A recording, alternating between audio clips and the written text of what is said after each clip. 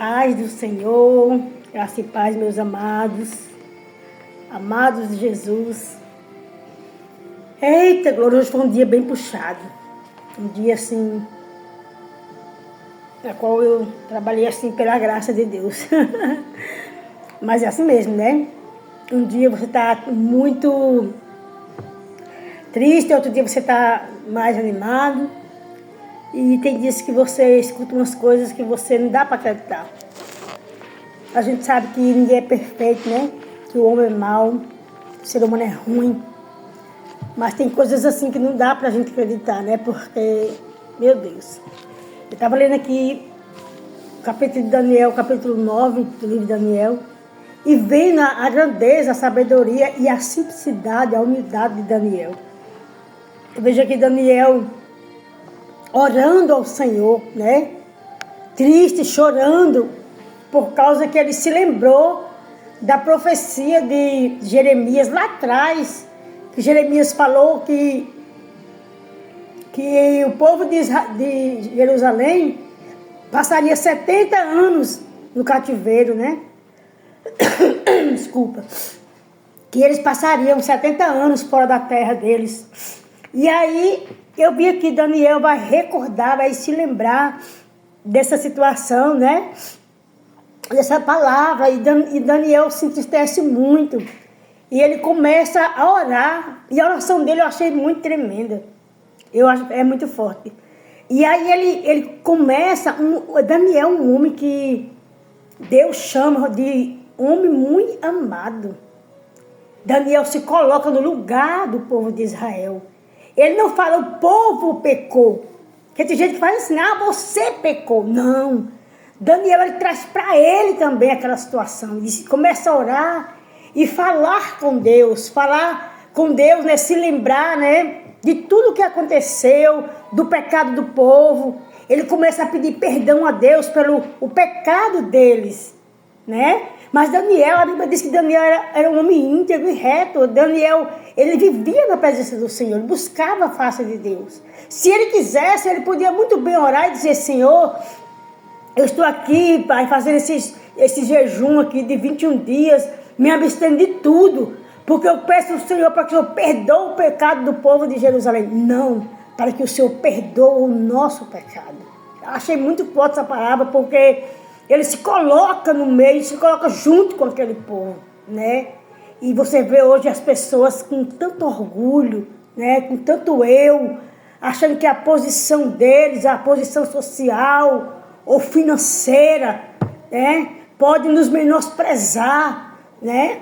Pode falar coisas até que não existem ao nosso respeito. Não sabe ser humilde e dizer assim, se hoje eu estou aqui nessa posição é porque o Senhor, Deus me colocou. É claro que tem muitas coisas adversas que você não pode fechar os olhos para certo tipo de coisa, né? Mas eu achei muito tremenda essa palavra.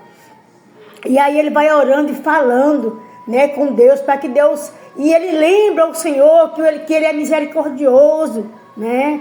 Que a benignidade de Deus é grande. Ele começa a falar... Então que o Senhor olhe para eles com um olhar de misericórdia e perdoe os pecados deles. Eu acho muito bonita essa palavra. E aí veio o anjo, né? O Senhor viu o anjo Miguel para falar com ele, né?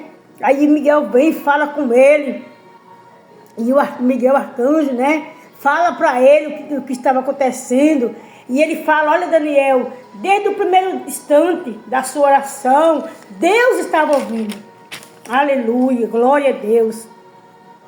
Deus, ele é muito bom, né? E ele fala para Daniel que havia uma luta no mundo espiritual, né? Com os anjos da Pérsia. E a gente se coloca assim, muitas vezes, né? A gente fala, meu Deus. Hoje eu ouvi uma jovem lá, ali juntamente com a gente, falando que esse foi o ano que ela teve muitas percas. E eu olhei para ela e falei assim... Minha filha e eu, desde que eu cheguei aqui, é muita luta. Muita luta. E às vezes a gente pergunta, por que, Senhor? Né? Por que eu ainda estou aqui? O que eu estou fazendo aqui? Mas a Bíblia diz que há um propósito, né? E às vezes você fala, meu Deus, que situação. E ali o anjo vai falar com Daniel, né? Que aquela profecia não é para aquele tempo, mas é para o tempo vindouro. E eu achei interessante que aqui no versículo 24 ele diz assim: Daniel, o castigo do seu povo, ele não inclui Daniel, né? Mas Daniel se incluía. E da sua santa cidade vai durar 70 anos vezes 7, até que termine a revolta e o pecado acabe. Até que termine a revolta e até que o pecado acabe. Então o seu povo vai conseguir o perdão dos seus pecados e a justiça eterna de Deus, né?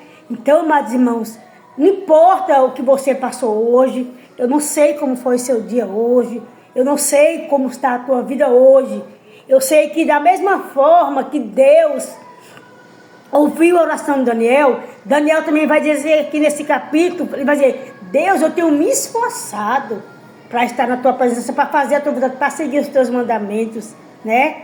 E a gente sabe que Daniel fazia perfeitamente os mandamentos, serviu a Deus e seguiu os mandamentos de Deus perfeitamente. Nós, no dia de hoje, é que temos muitas vezes relaxadamente nos esforçado para fazer a vontade de Deus.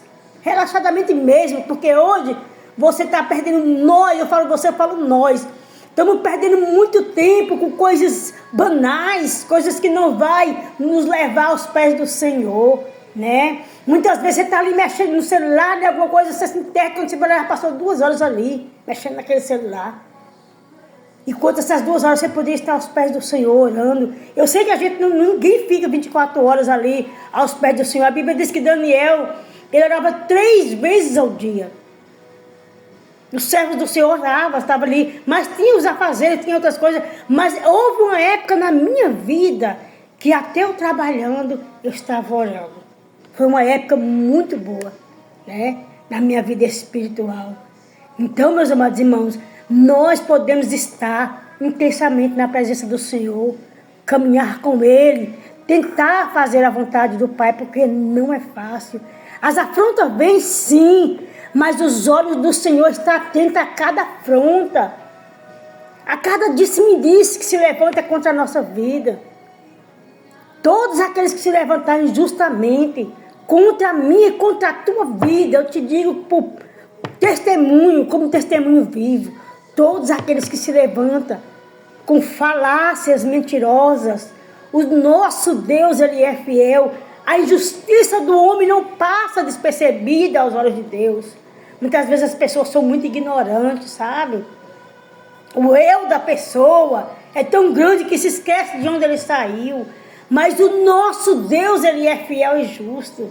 E as mãos dele estão postas sobre as nossas vidas, amém? Que nesta noite você não se esqueça que você tem um dono, que nós temos um dono. E na hora certa Ele vai se levantar em nosso favor. Não perca a tua fé, que nós não vamos perder a nossa fé, mas que nós vamos crer cada dia mais que esse dono nosso, Ele é fiel. Fiel, justo e verdadeiro. Ele é um juiz reto. Não tenha medo. Fique na posição que Ele te colocou. Porque fiel é Ele para cumprir com cada propósito nas nossas vidas. Amém? Que a graça do Senhor permaneça conosco. Que o nome dEle seja sempre glorificado em nossas vidas. Que nada venha nos abater. Somos falhos e como somos, né? Mas o nosso Deus, Ele faz ajuste. E Ele vai ajustar os nossos caminhos. Para a honra e glória do nome dEle e testemunho vivo. Amém? Que daria eu e você ao Senhor por todos os benefícios que Ele tem feito por nós.